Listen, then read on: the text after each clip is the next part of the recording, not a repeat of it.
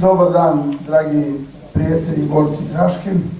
Izuzetno mi je čast što mogu da vas pozdravim, da danas sa vama govorimo o ratnim dnevnicama i o diskriminaciji. Pre svega gospodina Tikića, na njegovoj domaćina, danas smo vaši gosti, na njegovoj organizaciji i na njegovom radu. On je sa mnom negde od 2008. Borimo se i tada je bilo mnogo više ljudi, tada smo imali presudu suda u Strasbourgu, sa mnom je koleginica Gicić, advokatica iz Novog Pazara koja zastupa borcu u Novom Pazaru i okolini. Pre svega predsjednik udruženja veterana gospodina Mileta Miloševića, njegove borbi i njegove upornosti, jedno najveće organizacije, najveće udruženje veterana u Srbiji. On je i danas sa nama. Moja malenkost, ja kao advokat, a pre svega i Rodnio Vuković kao predsjednik udruženja u Nišu i jednom novom udruženju, udruženju zaštitu prava boraca. On je sa mnom čovjek koji se bori od 2004. godine zajedno i na njegov nagovor sam prihvatio da zastupam borce. Tada je bilo mnogo teško i mnogo neizvesnije kako vreme odmiče, jeste malo duže vreme, ali jeste neizvesnije i sve ostvarljivije ovaj naš cilj da se isplati novčana naknada na ime onoga što ste 1909. godine kušti kao ratni vojni rezervisti, kao veterani, ono što ste na odaziv otadžbine, kad ste otišli, ono što vam se duguje da vam se plati. Šta mogu da vam kažem? Mogu da vam kažem da imamo dobre vesti.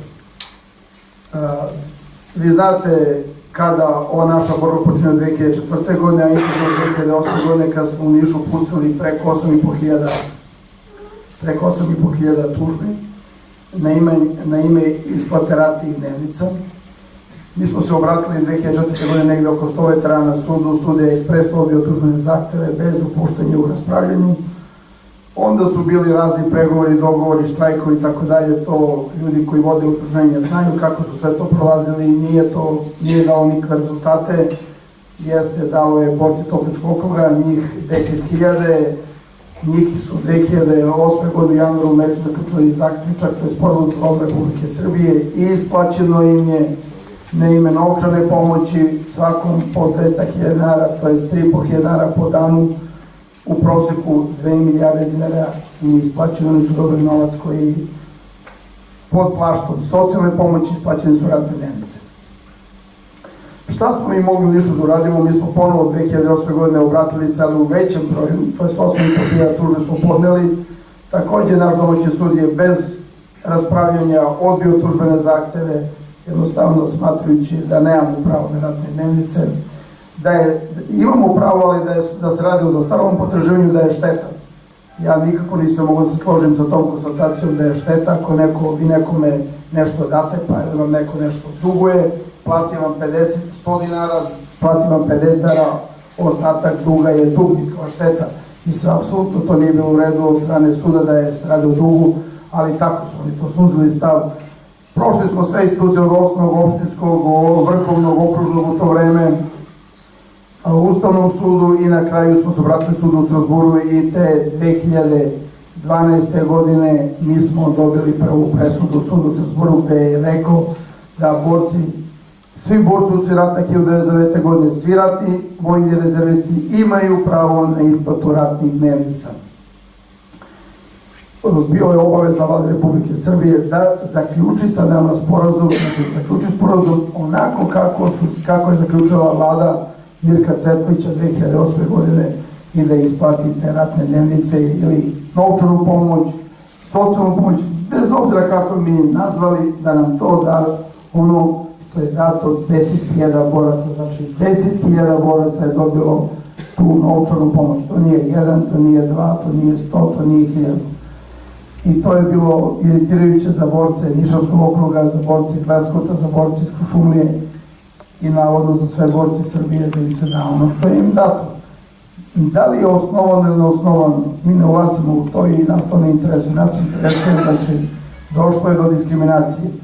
U to vreme Poverenica za ravnopravnost negde u 8. mesecu 2011. obavestila je Vladu Republike Srbije da to što je dato borcima, Topličkog okruga, da je to diskriminacija po mestu prebivališta i da Vlada Republike Srbije treba na isti način zaključiti sporazum sa borcima ostalih opština.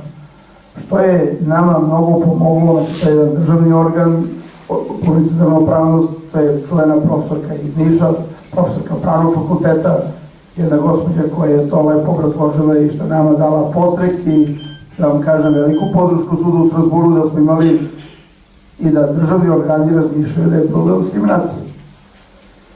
Sud u Strazburu, rekao sam vam, usvojio nam je našu predstavku, Vlada Republike Srbije u roku od mesec dana se žalila i za jedno 6-7 meseci imali smo veliko veće gde su predstavnici boraca bili sa mnom, jedna ozbiljna delegacija, nas preko 30 advokata, saradnika, profesora, predstavnika udruženja boraca, htjelo je da učestvuje pred velikim većem da obrazložimo, jer smatramo da smo u pravu bili i dan danas se vidi da smo u pravu, ali eto, bit će kasnije.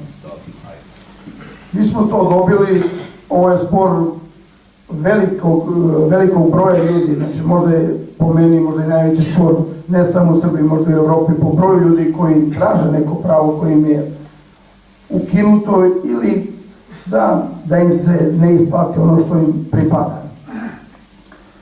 Naše pravo, pravo na diskriminaciju, znači naše pravo na isplatu ratnih dnevnica je zasnovano na članu 21 koji zabranjuje diskriminaciju po bilo kom osnovu. Zasnovano na članu 1 Konvencije o zaštiti ljudskih prava koja reguliše, koja zabranjuje diskriminaciju u Evropskoj uniji. I takođe, novi zakon koji je donešen 2009. godine koji zabranjuje diskriminaciju po bilo kom osnovu, verskom, političkom pripadnom, polnu ili bilo kom osnovu, pa i po osnovu po mesta prebivališta. A zbog čega to da malo slikovito objasnim?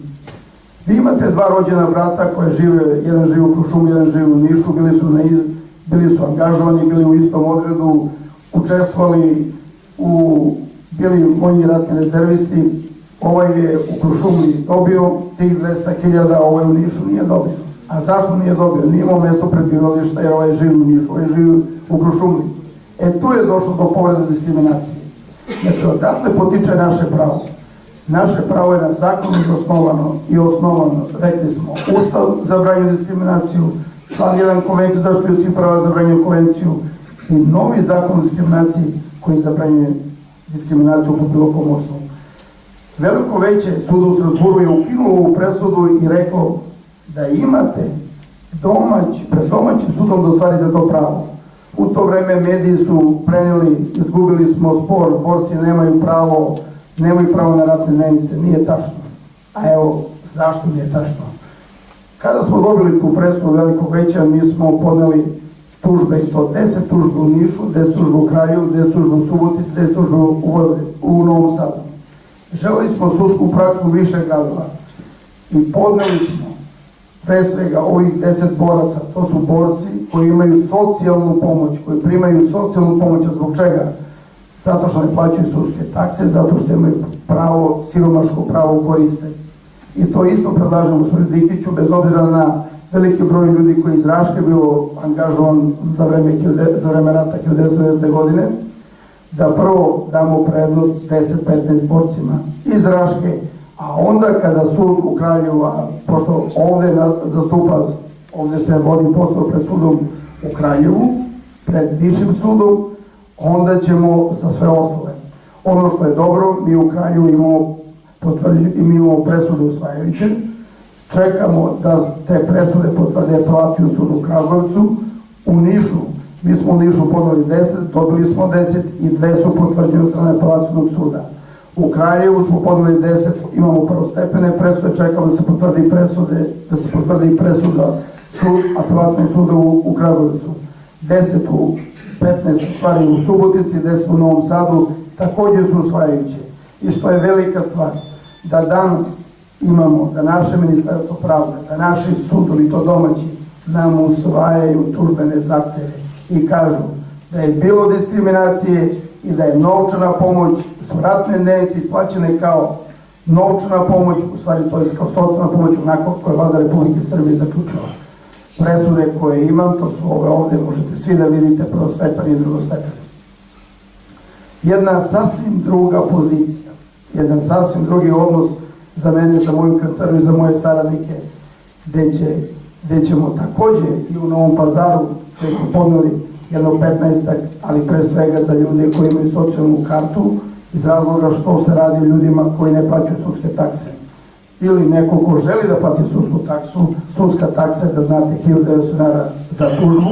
Kada budete podneli, kad podnesemo tužbu, posle mesec ili 15 dana dođe nam sudska opomena da se plati sudska taksa, jer je nov zakon o sudskim taksama stupio od januara meseca i moramo da platimo sve sudske takse unapred. Znači, pre je moglo da se sačeka, a sada nam dolaze sudske takse. Ako ne platimo, dolazi nam još 50% od strane sudskih izvršitelja, što ja ne bi to želao. Ne bih želao da neko ima takvu neprijatnost. I samo ćemo da krenemo s onim ljudima koji imaju pravo i koji žele da tuže. Mi smo ove presude dobili, očekujemo da se potvrde, ove su u Nišu potvrđene i za nas je velika stvar da nam to naš domaći sud kaže. To isto potvrđuje i nova Poverenica za ravnopravnost i dala je intervju zajedno sa mnom RTS-u kad smo imali pre jedno mesec dana, koja kaže da prethodnica njena je bila u pravu i sud u Strasburu je bio u pravu i da je iz toga izvlačeno zaključak. Gospodo, naše tužbe su tako dobro potkrepljene činjenicama i dokazima da nema šanse da niko nam obori ono pravo koje nam pripada. Pravo izvlačimo iz toga da je Vlada Republike Srbije u januaru mesecu 2008. isplatila 2 milijarde dinara u 7 opština Topličkog okruga. To mi isto tražimo. 200.000 u proseku, 3.500 dinara po danu sa zakonskom zateznom kamatom, pa koliko bude bilo iznosilo. I to je jasno i tu ne može da bude drugačiji stav. Šta smo mi u Nišu umeđu vremenu radili i razgovarali sa predstavnicima udruženja? Hteli smo i razumemo situaciju u kojoj se nalazi trenutna današnja vlada, koja apsolutno nije kriva za to, ali neko iz Ministarstva odbrane to mora da plati ovde, ili da nađemo neki sporazum i dogovor i mi predlažemo jedno 4-5 predloga ili modela na koji način plaćeno, a pre svega kad je u pitanju stara devizna štednja, to je model obveznica, da se prva rata plati u jednom novčanom iznosu, a ostale za narednih 3 godine, na način na koji je plaćena stara devizna štednja. Jer se radi o velikom broju ljudi koji imaju pravo i koji bi, verovatno, koji će tužiti, dobiti ove presude i tražiti da se isplati. Drugi model je model na kako su isplaćeni vojni penzioneri. Vojni penzioneri su tužili državu jer nije im bila usplaćena penzija, pa je negde 11% manje im je to plaćeno i na kraju je država zaključila sporazum. Nekome je plaćeno po presudi, nekome razlika i tako dalje. Drugi model kompenzacije. Mnogo boraca ima razna potraživanja, nisu platili porez, malo im fali novac da plate socijalnu, da ga otišu u penziju. Razna ta novčana struja i tako dalje, ono što se duguje državi po raznim osnovama da se vrši kompenzacija. To je bilo bezgotovinsko plaćanje. I treće je mešovito, znači neko ko ima nešto da se plati, nešto u novcu, nešto da se prebije oko potraživanja. To su sve modeli koji su prihvatljivi, koji su već pokazali rezultate u Srbiji. Mi ćemo sa ove presude dve koje su nam pravoslažne, mi smo se obratili Ministarstvu odbrane i dali im rok od 30 dana da se sporazumemo i dogovorimo, to je opšti rok u pravu, da se njihovim pravobraniocima to rešimo pitanje. Ako nam odgovore da žele da se dogovorimo, to je dobro, ako ne ostaje nam ništa drugo nego da tražimo nematerijalnu i materijalnu štetu. Nematerijalna šteta je ona šteta za duševni bol koji zbog dugog trajanja ovog postupka što vama nije plaćeno. U Nišu se priznaje 50.000, u Beogradu 80.000 i materijalna šteta ono što pripada po zakonu, a to je ono što je dato borcima Topličkog okruga, 3.500 dinara po danu i 200.000 dinara u proseku u svakom koje je dato. Dragi moji prijatelji, ukratko to je to. Ko želi na sva pitanja sa spreman da odgovori. Evo reč dajem gospodinu predsjedniku Beograda. Dobar dan svima.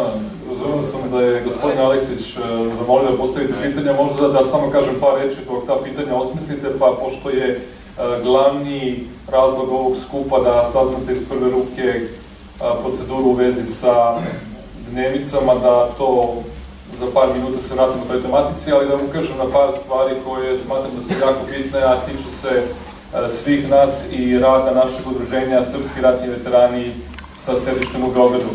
Uzgled da kažem da gospodin Mile Milošević, koji je predsjednik udruženja i koji je najzaslužniji za sve aktivnosti koje to udruženje uspešno obavlja duže niz godina, je tu sa nama, popričao sa nekim od vas, ali i zbog obaveza i svega ostalog polako zadužuje neke od nas da mu pripomažemo i moja je uloga da u svojstvu potpredsjednika tog udruženja u narednom periodu, koliko je to moguće, doprinesem da vama prenesemo što više u vezi sa našim aktivnostima, a da na neki način delegiramo zadatke svima nama kako bi to udruženje što kvalitetnije funkcionisalo. Suštinski, o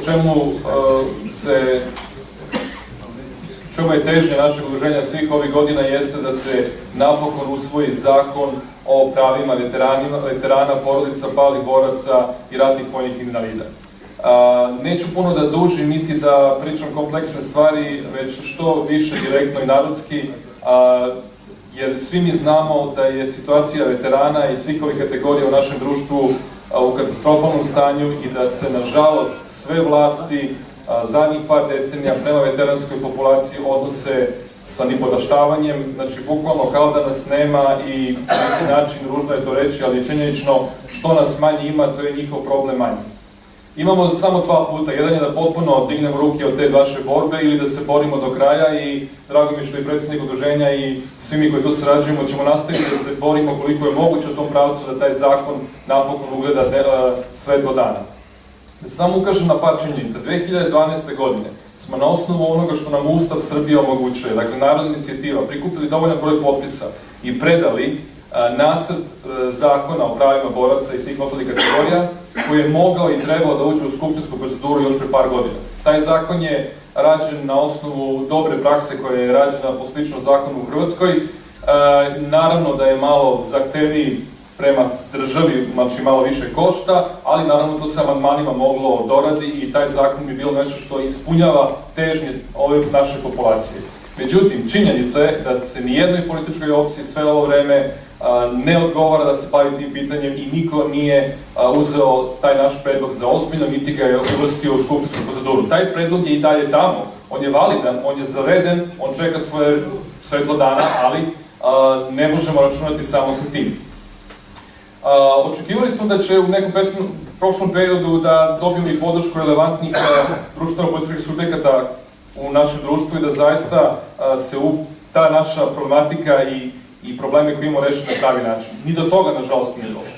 Ali opet nećemo stati i očekujemo da možda u narednom periodu, kada su ove ponovo neke političke zbivanja pred nama, kao što je proces izbora predsjednika Srbije, da se možda pojavi neka osoba koja će primetiti da je ova populacija obespravljena i dati nam neki prostor da možemo da porazgovaramo i na javnom servisu i u institucijama sistema koje to omogućava da se zakon sprovede i uključi u skupštinsku proceduru što je pre moguće. To nije lak posao, to nije jednostavno, ali nema drugog puta da i kroz institucije sistema i kroz vid protesta koje smo već radili i radit ćemo, stavimo pritisak na našu vladu i na našeg predsjednika i sadašnjeg i budućeg da populaciju veterana i porodice palih boraca i ratne vojne invalide na pravi način respektuju. Imali smo dva protesta na koje su neki od vas verovatno bili učestvovali. Neko kaže ti protesti nisu učinjeni plodom. To je samo delimično tačno. Tačno je da nemamo zakona, ali predlog zakona koji je vlada predložila, znači ministarstvo u kome je nesrećni ministar Vulin i njegova ekipa koji rade sve ono što ne treba da rade da bi pomogli veteranskoj populaciji, taj vid zakona je, verujte, takav da će 99% nas veterana, dakle svih nas ovde, biti obespravljeni, diskriminisani i po osnovu mesta gde smo bili na ratištu i po osnovu trajanja koliko smo bili na ratištu. Taj predlog zakona, taj nacrt zakona imate na našem sajtu veterani.rs. Tu možete pogledati i aktivnosti našeg udruženja i pogledati kakav je nakaradan nacrt zakona vlada nameravala da pusti u skupštinsku proceduru, a zahvaljujući, odgovorno tvrdim, angažovanosti posebno predsjednika kao i svih drugih koji su uzeli učešće, našim protestima smo uspeli da to barem odložimo i da čekamo neku bolju priliku da toga dođe. Završavam sa par konkretnih reči. Dakle, zakon nije jedno suvoparno slovo. To se tiče naših i vaših porodica, naše i vaše dece. Tiče se oni koji su preminuli. Tiče se apsolutno svakog koji je ispoštovao poziv države i odazvao se da brani otadžbinu, a nije postao dezerter i dobio prava na osnovu toga. Znate da je u Republici Srbiji doneto 3 zakona o dezerterima. Potpuna amnestija, maltene imaju beneficije što su se oglušili o poziv države i imaju mnogo veća prava nego bilo ko iz populacije veterana. Zakon koji mi želimo da se usvoji u Skupštini treba da odgovori na praktične potrebe svih nas. Dakle, znamo da nekad država nema dovoljno novca da isplati sve i svašta, ali ona može da uzme manje od populacije veterana. Mnogi od nas jedva sastavljaju kraj sa krajem. Mnogi su doživjeli velike traume nakon ratnih dejstava. Dakle, potrebe su velike, mnogi od nas umiru. Posledice u siromašnim uranjima znate kakve su. Stresni sindromi samo traže okidač u vremenu i problemi su ogromni. To posebno znaju ljudi koji se bave tom tematikom, da je veliki broj i samoubistava i socijalnih drugih problematika vezano upravo za taj posttraumatski stresni sistem. Dakle, potrebe veterana su ogromne. Ako država ne može da nam omogući određene beneficije u vidu isplate nekih novčanih pomoći u nekom značajnom iznosu, mada treba, opet zavisno od broja dana učešća u ratu, određenih zasluga kao što su ordeni narodnih heroja, odnosno zasluge koje je neko ostvario, ona može svakome veteranu da omogući da manje plaća određene namete. Može da ukine takse, na primjer, za preterano plaćanje infostana, kao što u Beogradu postoji popust, bio je nekada 50%, a ne 30%. Može da smanji neke dažbine u pitanju registracije vozila. Može da omogući nekome da uveze jeftinije vozilo bez carinskih nameta, dakle ono što država uzima kao njen deo. Može da ukine potpuno odluku da se plaća porez na oružje za veteransku populaciju. Dakle, ima modela, ima načina kako može da se pomogne veteranskoj populaciji. Isplata ratnih dnevnica je pravična, ona je jedan aspekt i sad ćemo se vratiti na nju u vezi sa vašim pitanjima. Ali verujte, suština za dobrobit populacije veterana i vaše dece u budućnosti jeste zakon koji prvo treba da nam da status koji nemamo, a onda i prava koji s tog statusa proizilaze, da možemo ta prava da ostvarujemo i da naš svakodnevni život, troškovi života budu manji, a na takav način radimo još jednu izuzetno bitnu stvar, a to je jačamo neki odbrambeni sistem zemlje. Nema jake zemlje u kome nema jake vojske. A nema jake vojske ukoliko se država ili bilo koja vlada odnosi prema populaciji veterana kao što se sve prethodne vlade odnose prema nama. Dakle, ako hoćemo da imamo ozbiljnu državu, našu otadžbinu, a jedna je Srbija, ovo pitanje mora da se reši, mi iz Udruženja srpskih ratnih veterana ćemo to nastaviti da se borimo za to i očekujemo da dobijemo odličnu podršku svih vas u nekim daljim događajima koji će slediti. Pratite nas koliko je moguće, nemamo mogućnost da budemo s vama veoma često, ali na ovom sajtu koji sam spomenuo veterani.rs možete vidjeti o daljim događajima i aktivnostima koje radimo. Hvala vam na pažnju, ako je bilo malo duže, a sada pitanje za gospodina Aleksića. Malo pre sam zaboravio, još jedan je vaš saborac, Nasjević Radovan je tu, on je prvi koji je iz Raške podneo tužbu i on je već ima presudu. Evo, njegovo iskustvo u Kraljevu, pošto je čak i bio i na sudu. Dobar dan, zahvaljujem se svim borcima učestvovanja rata 99. iz Raške i ja bih prvo da se zahvalim ovdje učesniku, domaćinu, gospodinu Dikiću, predsjedniku ratnih veterana, gospodinu Miletu Miloševiću, predsjedniku boraca iz Niša, gospodinu Rodoljubu Vučkoviću i najviše koji je ovu pravnu borbu isterao do kraja od 2004. pa to je zadnjih 12 godina najbolji među nama i borac koji je dao dosta doprinosa u ovoj pobjedi mom velikom prijatelju gospodinu Srđanu Aleksiću. Da nije bilo njega, ne bi bilo možda ništa i uz ovdje predsjednike boraca gospodina Miloševića iz Beograda, Rodoljuba Vučkovića iz Niša i gospodina Dikića koji je ovdje, ima zasluge koji je i on.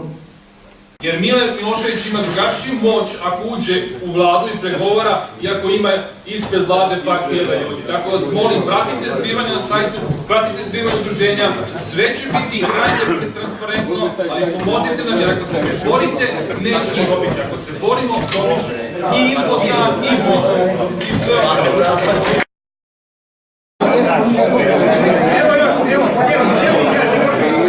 Kad sam došao kasno. Nikad i pusti, ne? Kuću.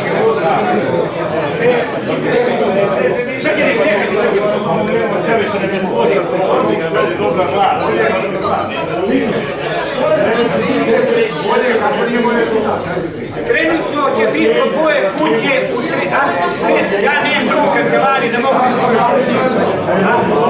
na novem kuću, da će broj. Slušajte. Obaveštava i bolje, slaba je obaveštava. Pa sad će mi kažem, ja sam dao televiziju Pazar, bilo na vezi, dao